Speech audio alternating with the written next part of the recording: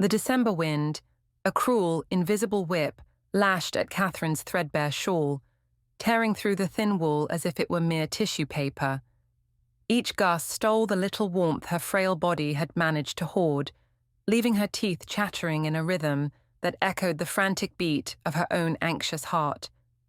London, usually a cacophony of commerce and chatter, felt strangely muted by the encroaching dusk and the biting cold. Her stomach, a hollow drum, rumbled its familiar complaint, a constant companion since the orphanage gates had swung shut on her 15th birthday, leaving her to the mercies of these unforgiving streets. A faint light spilled from a baker's window across the cobbled thoroughfare, illuminating a tableau of plump loaves and glistening pastries. Catherine's gaze lingered on a gingerbread man, its sugary smile a cruel mockery of her own gnawing hunger. Oh, to feel the warmth of a fire on her skin, to taste something other than the gritty air and the occasional stolen crust. A bed, a real bed, not a damp alleyway or a drafty doorway, felt like a fantasy conjured from a forgotten dream. Loneliness, a heavier cloak than any she possessed, settled upon her, making the cold an almost secondary affliction. She hugged herself tighter, a futile gesture against the vast indifference of the city. She was contemplating finding shelter beneath the awning of a closed haberdashery when a sound, unusually resonant above the usual street din, made her flinch. A carriage, grander than any she had ever seen up close, was approaching.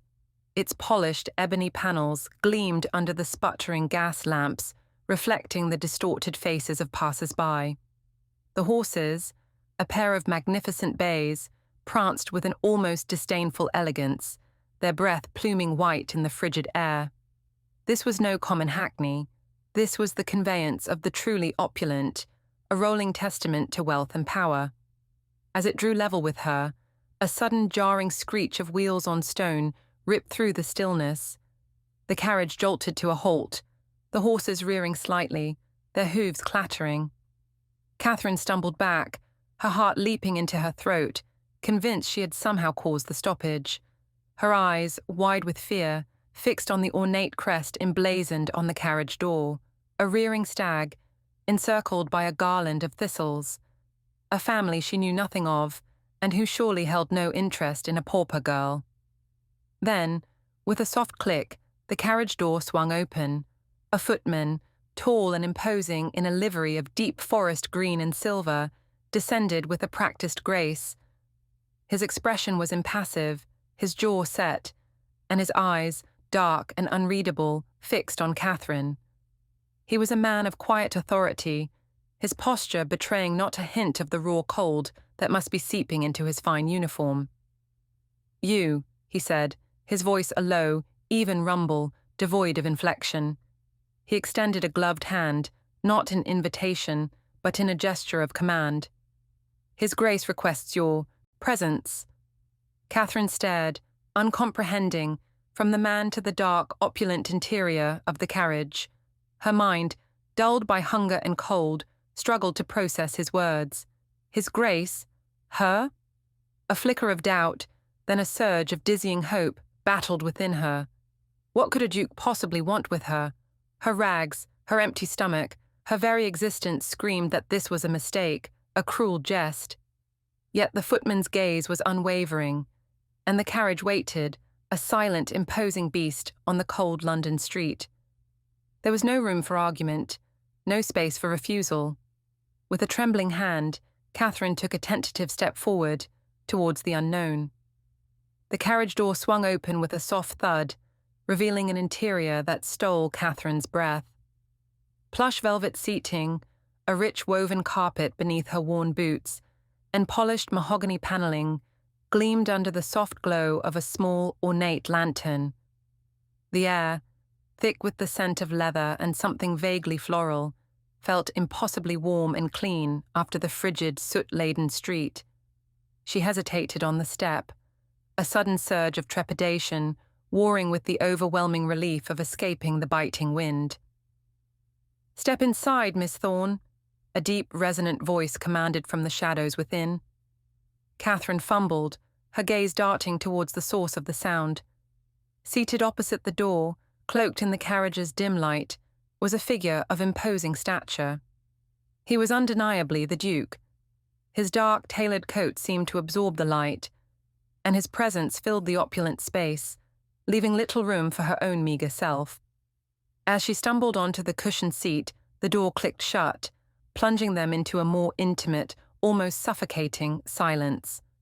His face, now clearer in the lantern light, was a study in aristocratic severity. High cheekbones, a strong jawline, and eyes the colour of deep slate regarded her with an unnerving intensity. There was a weariness etched around them, a subtle tension in the set of his mouth that spoke of burdens far beyond her comprehension. He was younger than she had imagined, perhaps late 20s, but carried the gravitas of a man twice his age. "Catherine Thorne," he stated, his voice devoid of inflection, yet carrying an undeniable authority. It was not a question. "Your Grace," she managed, her voice a reedy whisper. She clutched her threadbare shawl tighter, acutely aware of the contrast between her humble attire and his impeccable presentation. He leaned forward slightly, his gaze unwavering. "My name is Julian, Duke of Cawthorne, and I have a proposition for you." He paused, allowing the weight of his words to settle. A proposal, to be precise. Catherine's heart began to thrum against her ribs. She braced herself for some offer of charity, a position as a governess, perhaps even a scullery maid, though the thought was ludicrous given his grand gesture of sending a carriage. "I require a wife," he continued, his tone matter-of-fact, as if discussing the weather. "And you, Miss Thorne, are eminently suitable." The words hung in the air, a surreal, glittering mirage. Catherine stared at him, her mind struggling to process the impossible. A wife? The phrase felt alien on her tongue. Julian watched her reaction with an almost clinical detachment. "Indeed, a marriage of convenience, you understand? My family requires an heir. My position dictates a duchess. You possess a respectable lineage, albeit currently obscured, and you are, shall we say, unencumbered by prior attachments or expectations." A faint, almost imperceptible flicker of something akin to frustration crossed his features. "Furthermore, you are in need of a secure future, and I am in need of a solution. This arrangement offers both." He spoke of marriage as one might discuss a business merger, stripping it of all romance, all personal sentiment. Yet, in his stark pragmatism, Catherine saw a glimmer of hope, a desperate lifeline in a sea of despair. The alternative was a continued descent into destitution, a life of endless struggle and want. "I understand this is sudden," he conceded, a flicker of something almost human in his eyes. "But I assure you, it is a well-considered decision. My offer includes a generous settlement, the protection of my name, and a life free from the anxieties you currently face. In return, I ask for discretion, a degree of public decorum, and ultimately, an heir." He held her gaze, those slate-grey eyes piercing through her shock. "Do you accept, Miss Thorne?" The sharp tap of porcelain against ceramic punctuated the suffocating silence. Catherine's mind reeled, a chaotic mosaic of orphanage memories clashing with the Duke's impossibly serene proposition. Marriage, Duchess of Cawthorne. It was a fantasy plucked from dime novels, yet Julian, the Duke himself, sat across from her, his stare an unblinking testament to the surrealism of it all. Her stomach knotted. This wasn't a choice between alternatives. It was a plunge into the abyss. I accept, Your Grace," she managed, the words catching in her throat like burrs. A flicker, not quite relief, but a subtle shifting of his immense burden, crossed Julian's stoic features. "Excellent. We depart for Cawthorne Manor at dawn. There is much to arrange." He rose, his formidable presence swelling to fill the modest parlour, dwarfing its humble furnishings. "A new life awaits, Catherine. Do not disappoint me." The journey to Cawthorne Manor passed in a blur of plush leather and verdant landscapes. When the carriage finally ascended a winding drive, Catherine's breath hitched. Cawthorne was not merely large, it was an architectural declaration of power and legacy. A sprawling edifice of pale stone, its myriad windows gleamed in the afternoon sun like 100 vigilant eyes. Stern-faced ancestral statues presided over manicured lawns, and a fountain, a kinetic sculpture of intertwined mythical beasts, sent plumes of water skyward. Inside, the opulence pressed in, a palpable weight. Ceilings soared, adorned with rococo plasterwork and glittering chandeliers that diffused a warm, honeyed light. Persian rugs, thick as forest moss, muffled her every step. Servants, moving with a ghost-like efficiency, seemed to glide, not walk. Her new bedchamber eclipsed the entire orphanage's common room, a dizzying expanse of silk drapes, a towering four-poster bed, and a vanity table laden with an arsenal of silver brushes and crystalline bottles. The very next morning, her transformation began. Miss Albright, a woman whose bearing was as unyielding as her stays, introduced herself as Catherine's chief instructress. "We have much to correct, miss." "Catherine," she declared, her voice dry as aged parchment. Hours were dedicated to deportment, a grueling ballet of balancing books on her head while traversing a perfectly straight line. "Shoulders back, chin up, envision a tether drawing you heavenward," Miss Albright monotonously recited. Catherine's neck ached, her spine protested, but she persevered, propelled by a dread of Julian's disapproval and a burgeoning defiance against her humble origins. Dancing lessons proved even more mortifying. Monsieur Dubois, a spry Frenchman with an acutely critical eye, whirled her around the echoing ballroom until she was breathless, his criticisms a constant refrain for every misstep, every clumsy curtsy. "Non, non, non, like a swan, ma chérie, not a pigeon," he'd cry, his hands flapping in theatrical exasperation. Then came elocution, a meticulous chiseling of her speech, purging it of any common inflections. History, literature, household management, a dizzying curriculum designed to forge the orphaned girl into a duchess worthy of Cawthorne. Each day was a relentless march of lessons, fittings, and instruction. Catherine felt like unworked marble, steadily being chiseled and polished into a form she barely recognized. She drifted through a world of silk and chandeliers, an imposter playing a role she hadn't sought, all beneath the Duke's watchful, inscrutable gaze. The rustle of silk and the clinking of porcelain were the constant soundtrack to Catherine's new existence. Each day brought a fresh array of unfamiliar customs, from the precise tilt of a teacup to the labyrinthine hierarchy of the estate. She felt like a clumsy bird, all sharp angles and awkward movements, perpetually on the verge of upsetting some delicate balance. The Duke, ever the picture of composed grace, moved through these stately rooms as if born to them, while Catherine stumbled, metaphorically, and sometimes literally, in his wake. Her polite smiles felt brittle, her conversation stilted, a far cry from the easy camaraderie she'd once shared with her foster siblings. It started subtly, a murmured phrase caught in the antechamber, a fleeting glance exchanged between housemaids. Catherine, ever an observer, noticed the way conversations would abruptly cease when she entered a room, only to resume in hushed tones after she passed. One afternoon, while selecting a book from the Duke's extensive library, she overheard two scullery maids, their voices barely above a whisper, behind a towering shelf of ancient tomes. "And to think she was to be Duchess," one sighed, her voice laced with a wistful reverence.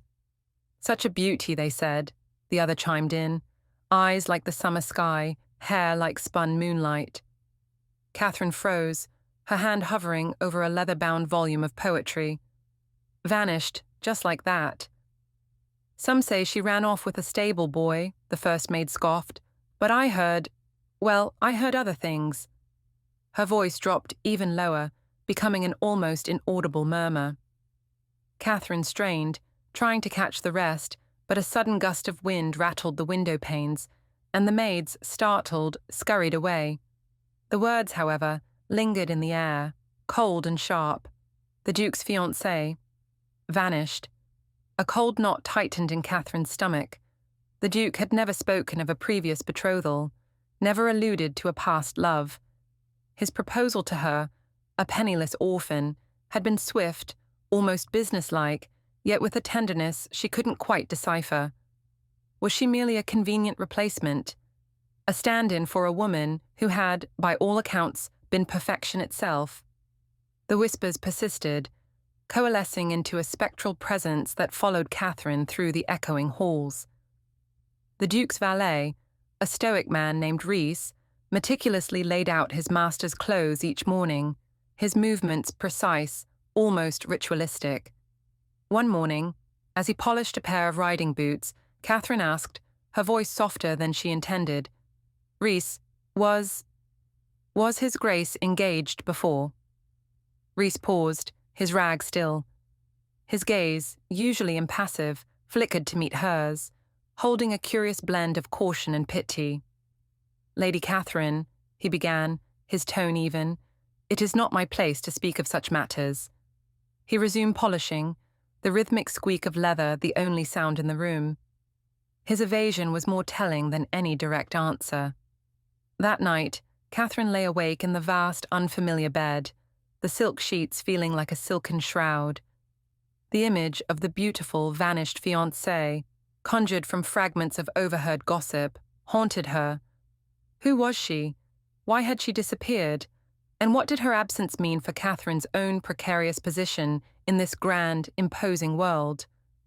The Duke's quiet kindness now felt layered with unspoken secrets, and the gilded cage she inhabited suddenly felt far less like a sanctuary and more like a carefully constructed deception. The ballroom of Cawthorne Manor was a kaleidoscope of swirling silk and polished oak, a symphony of polite chatter and string quartets that pressed in on Catherine from all sides. Her borrowed gown, a shimmering confection of emerald green, felt more like a costume than clothing, and the unfamiliar weight of the tiny diamond earrings pricked at her lobes. Each perfectly coiffed head, every glittering brooch, seemed to hold a judgment she couldn't decipher, a silent critique of her rustic origins. She clutched the punch glass, its condensation chilling her fingers, and tried to melt into the opulent wallpaper, a pattern of gold fleur-de-lis that mocked her humble beginnings. A year ago, she'd been mending threadbare tunics by a flickering hearth, the scent of wood smoke and damp earth her constant companions. Now, she was surrounded by the heady perfume of hothouse roses and the cloying sweetness of sugared almonds. The ease with which these people navigated their gilded cage was baffling. Their laughter, light and effortless, echoed her own deep-seated discomfort. She missed the raw authenticity of her old life, the hard work that left her aching but satisfied, the simple meals shared with genuine affection. Here, every smile felt like a carefully constructed facade, every conversation a delicate dance of veiled intentions. A familiar ache settled in her chest, a longing for the familiar, even if it meant hunger and hardship. Suddenly, the crowd parted, not for her, but for a figure emerging from the throng. Julian, Duke of Cawthorne, moved with a quiet authority that seemed to still the very air around him. His dark eyes, usually shadowed with a contemplative intensity, held a flicker of something she couldn't quite place. He was impeccably dressed, as always, his tailored coat accentuating his broad shoulders, but tonight there was a subtle softening to his features, a relaxation of the usual stern lines around his mouth.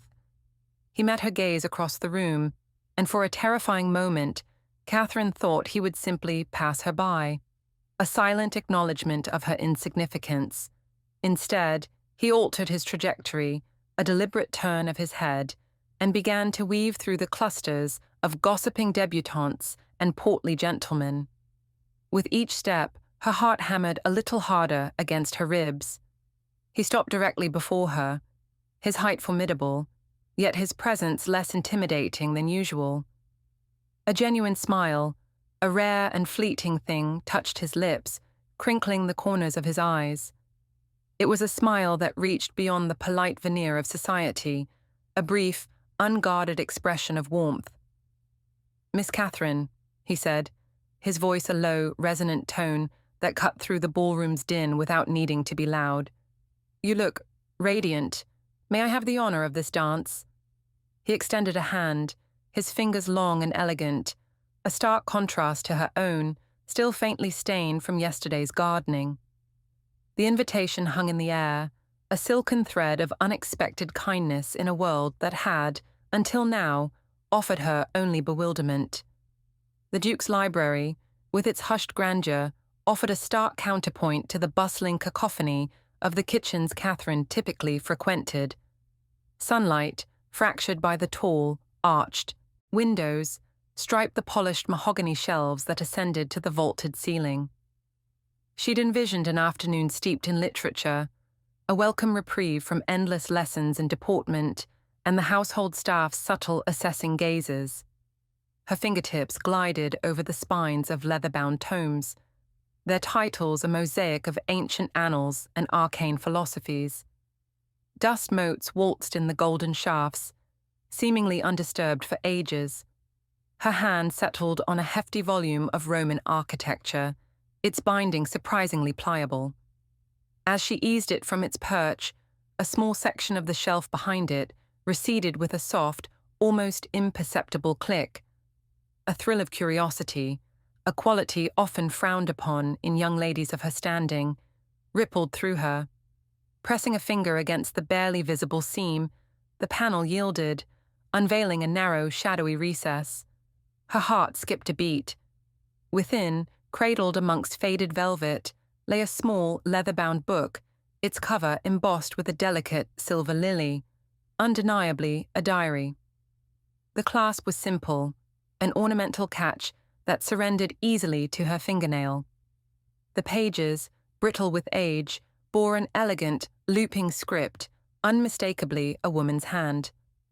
The initial entries were unremarkable, observations on the weather, mundane social engagements. But as Catherine turned the leaves, a melancholic undertow began to permeate the ink. November 12, 1815, one entry read, "The Duke's visits grow more frequent. His kindness is a mask. I see it in his eyes, a flicker of something cold and distant." Weeks later, another entry. "My father speaks only of the alliance, of the Duke's fortune. My own feelings, my fears, are dismissed as girlish fancies. Am I to be sacrificed for coin?" Catherine's breath caught. This was the voice of Lady Emily, the Duke's ill-fated fiancée. The narrative Julian had spun spoke of mutual affection, a sudden, inexplicable illness, but the words before her painted an entirely different portrait. Here were poems, raw and aching, articulating an unrequited love, a life not her own. "My gilded cage," one line lamented, "its bars are promises of prestige, its keeper a man whose touch brings no warmth." The narrative tension in the room thickened, almost palpable. A chill snaked down Catherine's spine, despite the sun's warmth. This was more than a diary. It was a ghost whispering secrets across time. She read of Emily's attempts to seek solace within these very walls, of her deepening despair.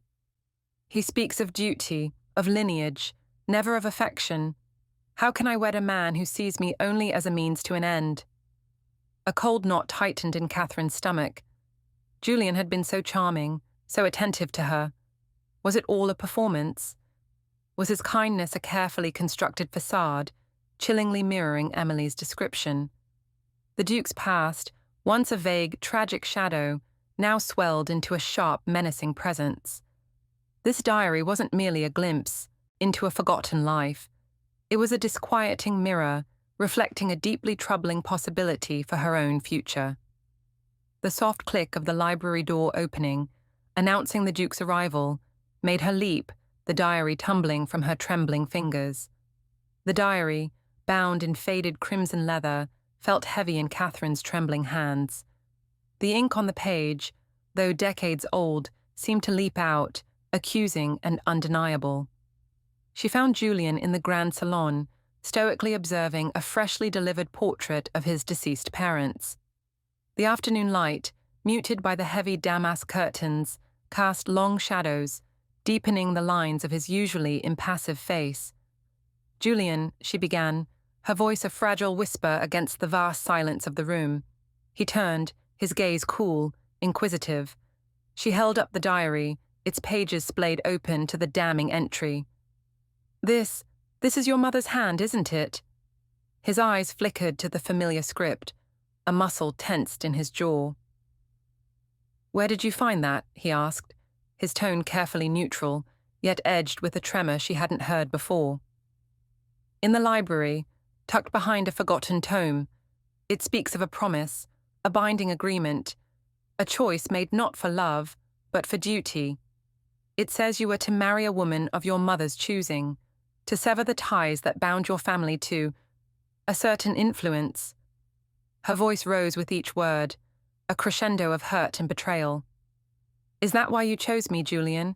Because I am an orphan, without connections, without a family to be leveraged against you?" He walked slowly towards her, his presence suddenly formidable. He took the diary from her unresisting fingers, his touch brushing hers, sending an unexpected shiver down her arm. His gaze, usually so guarded, held a raw vulnerability. "Yes, Catherine," he admitted, his voice low, rough. "Yes, it is precisely why. My aunt, Lady Georgina, has wielded an inordinate amount of power over this family for years, since my father's passing. Her influence, her machinations, they were stifling. I needed a wife who could not be swayed, whose family could not be threatened, whose affections could not be bought or coerced. You, Catherine, were the perfect candidate for my liberation." The admission hung in the air, a bitter truth. Before Catherine could process the weight of his confession, a sudden commotion erupted from the antechamber. The heavy oak front doors groaned open, and a voice, sharp and imperious, sliced through the quiet manor. "Julian, I trust my arrival has not inconvenienced your domestic arrangements." A woman swept into the salon, her silk gown rustling like dry leaves. Lady Georgina, Julian's aunt, was a formidable figure, her silver hair coiled into an elaborate chignon, her eyes sharp as flint, taking in every detail of the room. She was an imposing edifice of lace and judgment. Her gaze landed on Catherine, lingering with an almost palpable suspicion. "And who, pray tell, is this waif? Another guest, perhaps?" Her tone implied uninvited pest. Julian stepped forward, placing himself subtly between Catherine and his aunt. "Aunt Georgina," he said, his voice regaining its customary composure, though Catherine could detect a faint tension in his shoulders. "This is Catherine, my wife." Lady Georgina's thin lips tightened into a hard line. Her eyes, those piercing grey eyes, narrowed, dissecting Catherine with a single, contemptuous sweep. The air crackled with unspoken animosity, a new, more dangerous storm brewing on the horizon. The drawing-room door, with its decisive thud, punctuated Lady Georgina's entrance. Catherine, absorbed in the delicate flora of her botanical etchings, lifted her gaze to meet the woman's, which seemed to cut through the air like a northern gale. A faint sillage, lavender mingled with a sharp, almost metallic tang, perhaps the lingering ghost of apprehension, preceded her. "Miss Catherine," Lady Georgina began, her voice a polished chord, "we must address your future." She settled into the opposing armchair, her posture a testament to rigid propriety. A small velvet pouch was placed with deliberate precision on the gleaming mahogany between them, its contents offering a faint metallic whisper. Catherine's spine instinctively rigidified. "My future, Lady Georgina, is quite settled. I am to marry your nephew." A faint, almost imperceptible exhalation of disbelief escaped Lady Georgina. "Let us not be naive, child. Julian is merely fulfilling an obligation. This arrangement, it was never intended to endure." He requires a duchess of impeccable lineage, of genuine influence, not a fleeting diversion. Her eyes flickered to the velvet pouch. I am prepared to offer you a generous stipend, sufficient to ensure a comfortable existence far from Cawthorne, a quaint cottage perhaps in the Shires, or passage to the continent if that aligns with your inclinations. The faint clinking from within the pouch seemed to mock Catherine, reducing her worth to mere coinage. A cold dread, far deeper than simple fear, coiled in her stomach. It wasn't the money that stung. It was the insidious attempt to diminish her, to excise her presence from Julian's life. Then, a sudden searing clarity. This was the burden Julian bore, the unyielding pressure from his lineage. This explained the weary shadow in his eyes, the carefully constructed facade that often comprised his composure.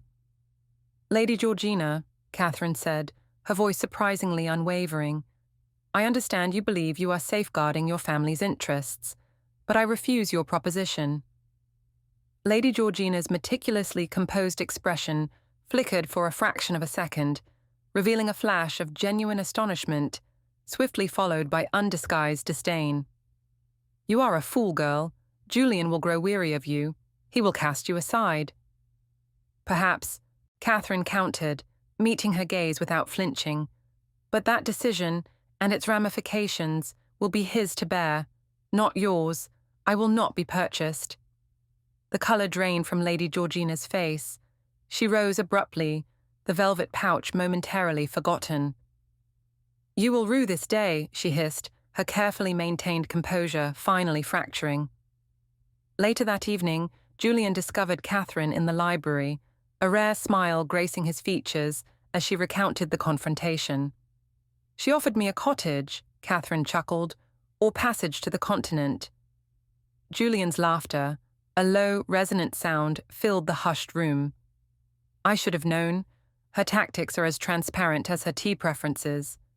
His eyes, however, held a new luminescence, a nascent spark of hope. "So, you rejected her?" "Naturally," Catherine affirmed, her hand instinctively finding purchase on his arm. "I wouldn't abandon you to her machinations." His fingers gently enveloped hers, a silent affirmation of their nascent alliance. "Then," he began, his voice dropping to a conspiratorial murmur, "we must give her something truly regrettable." He leaned closer, a strategic glint in his gaze. "The annual family assembly convenes in 2 weeks. All the crucial players will be present. My uncle, the Earl of Blackwood, whom she so desperately strives to impress, and his wife, my Aunt Eleanor, who abhors deception above all else." Catherine's heart quickened its rhythm. "And your strategy?" "We expose her," Julian stated simply, his jaw hardening. "We unveil her true nature, her manipulations, her relentless attempts to control the family and its finances. We leverage her own avarice against her." He retrieved a sheaf of documents from a hidden compartment in his desk. "These are copies of correspondence, of ledgers, irrefutable proof of her interference. It will require delicate, precise execution. We must choose our moment judiciously, but once the truth is unearthed, she will have no refuge." Catherine looked at the papers, then at Julian's resolute face. The reserved Duke had vanished, replaced by a man poised for battle. A thrill, simultaneously terrifying and exhilarating, coursed through her. "Tell me everything," she said, her voice imbued with unwavering resolve. "We'll face this together." The Cawthorne drawing room, usually a bastion of hushed refinement, buzzed with an unusual tension. The flickering candlelight caught the polished surfaces of antique furniture, reflecting the expectant faces of the assembled family. Julian, stiff in his dark waistcoat, stood beside Catherine, whose hand, though steady, felt cool in his. Across the room, Lady Georgina's smile was fixed, a brittle mask of composure. "It seems we have a small matter to discuss," Julian began, his voice carrying easily through the room, "regarding certain irregularities." He nodded almost imperceptibly, at Catherine. Catherine stepped forward, holding aloft the small, leather-bound diary. This belonged to Lady Eleanor, Julian's mother, she announced, her voice clear and resonant. Within its pages, she meticulously recorded her concerns about the family finances. Specifically, a series of questionable investments made by her sister, Lady Georgina, in the weeks leading up to the Duke's sudden illness. A ripple of murmuring spread through the room. Lady Georgina's eyes, usually sharp and unyielding, darted nervously. Nonsense, child. Eleanor was prone to fanciful notions. Fanciful perhaps, but also precise, Catherine countered, her gaze unwavering.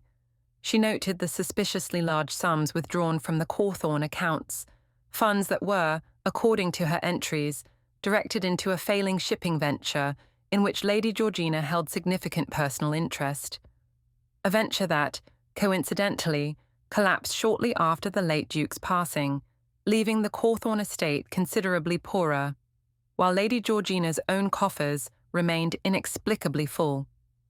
Catherine paused, letting the implication settle. Furthermore, Lady Eleanor wrote of a peculiar tonic. Lady Georgina insisted the Duke take for his debilitating headaches. A tonic that, upon closer inspection of the household records, was never prescribed by the family physician. She produced a small, dried vial from her pocket. This was found tucked amongst Lady Eleanor's keepsakes, labelled simply, Georgina's Remedy. Its contents, when tested, revealed traces of a powerful sedative, often used to induce a state of prolonged weakness and confusion. A gasp echoed through the room. Julian's jaw tightened. He recalled his father's final days, the increasing lethargy, the vacant stare. It all coalesced into a chilling picture. Lady Georgina's face, usually so imperious, crumpled. "This is a monstrous fabrication," she shrieked, but her voice lacked its usual conviction, laced now with a tremor of fear. Julian stepped forward, placing a comforting hand on Catherine's arm. "The evidence is compelling, Aunt. The diary entries, the financial discrepancies, the remedy. It paints a rather damning portrait." His voice was low, but carried the weight of his authority. "I believe it's time you explained yourself." Lady Georgina, defeated, slumped into a nearby chair, her carefully constructed facade shattering. The subsequent explanations were a messy tangle of greed and manipulation, revealing years of calculated deceit. As the family dispersed, a hushed understanding settling over the room, Julian turned to Catherine. His eyes, usually so guarded, held a warmth she hadn't seen directed at her before. "Catherine," he began, his voice rough with emotion, "you have, with courage and grace, freed not just the Cawthorne estate, but me." He took both her hands, his touch surprisingly tender. "From the moment I met you, amidst the chaos of that crumbling orphanage, I saw something extraordinary, a spirit that refused to be diminished. I may have initially chosen you for reasons of practicality, but in these past weeks, you have become so much more." He lowered his voice, his gaze unwavering. "I have grown to admire your intelligence, your unwavering kindness, your fierce integrity. I love you, Catherine." The words, spoken so simply, yet with such profound sincerity, resonated in the quiet room. "Will you truly be my Duchess, not just by title, but by choice? My partner, my confidant, my love?" Tears welled in Catherine's eyes, hot and unexpected. This was the Julian she had glimpsed beneath the reserved exterior, the man she had dared to hope existed. This was a home, not just a house. This was love, real and unburdened. She squeezed his hands, her voice a little choked. "Yes, Julian. 1,000 times, yes." He smiled then, a genuine, unburdened smile that transformed his features. He pulled her gently into his embrace, holding her close. The weight of the past had lifted, replaced by the promise of a future woven with genuine affection. Catherine, the penniless orphan, had found her true place, not just as the Duchess of Cawthorne, but as the beloved wife of a man who saw her, truly saw her, for the first time. The world outside, with its rigid expectations and societal pressures, seemed to fade, replaced by the profound, quiet joy of their shared future.